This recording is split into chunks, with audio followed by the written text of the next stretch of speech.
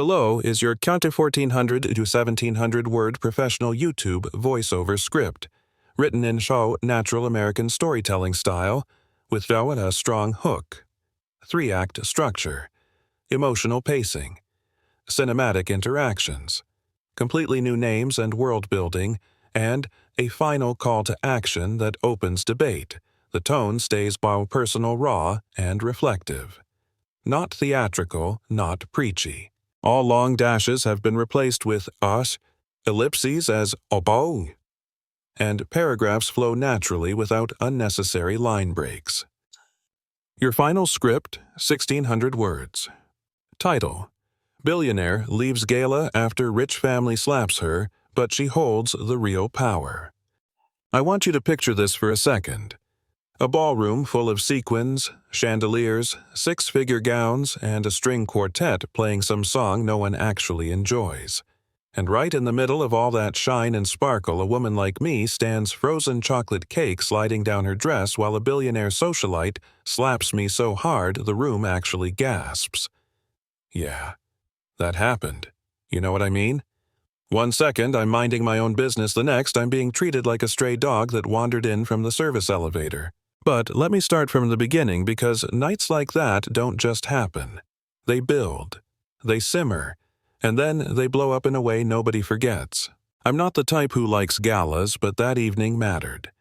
It was for a charity supporting young artists from marginalized communities, something I care about more than fancy dresses and forced smiles. I arrived early, kept my head down, wore a simple black dress because, honestly, who am I trying to impress? The ticket was under my foundation's anonymous donation, so no one even knew I had quietly pledged a massive sum. I just wanted to support the cause and leave. But people see what they expect to see or what they want to see, and sometimes that's convenient for them. Across the ballroom stood the Kessler family, the kind of family whose last name unlocks doors that shouldn't exist. Leonard Kessler, old money banker, with a face that's always halfway to a sneer. His wife Meredith, all diamonds and disapproval.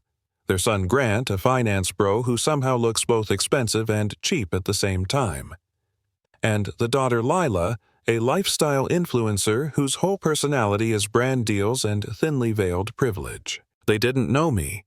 They didn't care to know me. They just saw a woman who didn't fit their carefully curated room and decided I must have gotten in by accident. Or worse, on purpose. It started when Lila bumped into me near the dessert table. She looked at my dress, then at me, then back at the dress like it had personally insulted her taste. Who let you in?" she said loud enough to make 2 waiters turn their heads. I smiled, tried to brush it off, even stepped aside, but she wasn't done. People like her rarely are. Meredith swooped in next, smelling like expensive rosewater and entitlement. She didn't even ask my name. She went straight for the throat. "Security must be slipping tonight," she said, waving her hand toward me like I was a fruit fly. "Sweetheart, this event is not open to everyone." She dragged out that last word like it tasted bitter. I kept breathing slow, kept my voice steady. "I'm actually here for the auction," I said. "And the charity." But the moment I spoke, Grant laughed. A full, chesty laugh like I'd told the best joke of the night. "No offense," he said, still smirking, "but your entire outfit probably costs less than a bottle of wine here." He lifted his phone and snapped a picture of me before I could react. This is wild. A party crasher at the Kessler Gala. That's when things turned ugly, fast. Meredith stepped right up to me so close I could smell the champagne on her breath, and without warning she slapped the plate out of my hands and onto my dress. Chocolate mousse smeared across the fabric, dripping to the marble floor. People gasped, but nobody stepped in. Not a single person. Then she slapped me. Open palm, sharp, final. "Get this woman out," she snarled, "before she steals something." That did it. Phones came out. Lights clicked on. Lila went live on her feed, her voice bright with faux horror. "Guys, this is insane. We literally caught someone breaking into the event. Like, who does that?" Comments poured in, accusations, slurs, jokes. She didn't delete any of them. Security began to circle me, and just like that I wasn't a guest anymore. I wasn't a donor. I wasn't a human being. I was entertainment, a story, a spectacle. And I'll be honest, for a moment I felt 12 years old again standing in a school hallway while kids laughed at my second-hand shoes. I felt the sting of every time someone underestimated me because of where I came from. Every time I was told I didn't belong. But then something shifted. Not in the room, in me. Because while they saw nobody, I knew exactly who I was, and exactly what they were about to lose. I wiped my cheek, took a breath, and calmly reached into my bag. Security tensed, but all I pulled out was my phone. I tapped it once, turned the screen toward the head of security, and waited. At first, he squinted confused. Then his face drained of every drop of color. "Ma'am," he whispered, I'm so sorry. I didn't realize." The museum director rushed over, saw the same thing, and staggered backward like he'd been hit. Meredith frowned. "What is wrong with you people? Arrest her already." But they couldn't because right there on my screen was my full digital ID and my full identity. My name, Dr. Rena Carter, CEO and founder of Carter Dynamics, the largest privately owned aerospace defense company in the country. Net worth, let's just say, more than the chandelier above us.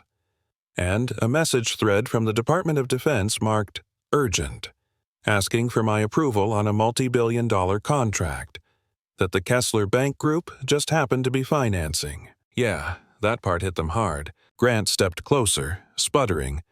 "Wait, you're that, Carter. But you look so—" He didn't finish, but I knew the word he was looking for. Normal, unimportant, beneath them. I didn't yell, I didn't cry, I didn't need to. I simply opened a folder on my phone, the one labeled Kessler Contracts, and showed Meredith the document sitting right on top. "This," I said quietly, "is the renewal agreement for the defense loan your husband's firm depends on." She blinked. The one worth $890 million, I finished. "Up for review this week. Approved only if my company signs the final procurement documents." Grant's jaw dropped. Lila's stream stalled. Leonard himself pushed through the crowd, his face blanching as he saw the contract, his name printed across the top. See, what they didn't know is that Carter Dynamics is not just big, it's enormous. Half their wealth flows through my company's accounts. Half their reputation, too. And their political clout propped up by my industry's influence. In other words, they slapped the wrong nobody. I looked at the four of them, this family that had treated me like trash, and said, "Here's what's going to happen." My voice stayed low, steady, almost gentle. But the room froze anyway. "You're going to issue a public apology, all of you. You're going to donate $10 million to the charity hosting this event. And you're going to implement mandatory cultural sensitivity training for every executive in the Kessler organization, starting with yourselves." Grant whispered. "Or what?" I smiled. "Or your firm collapses by Monday. Your contracts vanish. Your clients walk. And the story becomes, billionaire family loses everything after assaulting the wrong woman. I'm sure Lila can livestream that too." The silence that followed felt like a vacuum. Even the music had stopped. Leonard swallowed hard and said, "We accept. No hesitation, no debate. Just fear dressed as politeness." Meredith tried to speak but only managed a choked, "I'm sorry." Lila shut off her phone, shaking. Grant nodded, defeated. I didn't savor it. I didn't want revenge. I wanted accountability. Real, measurable, systemic.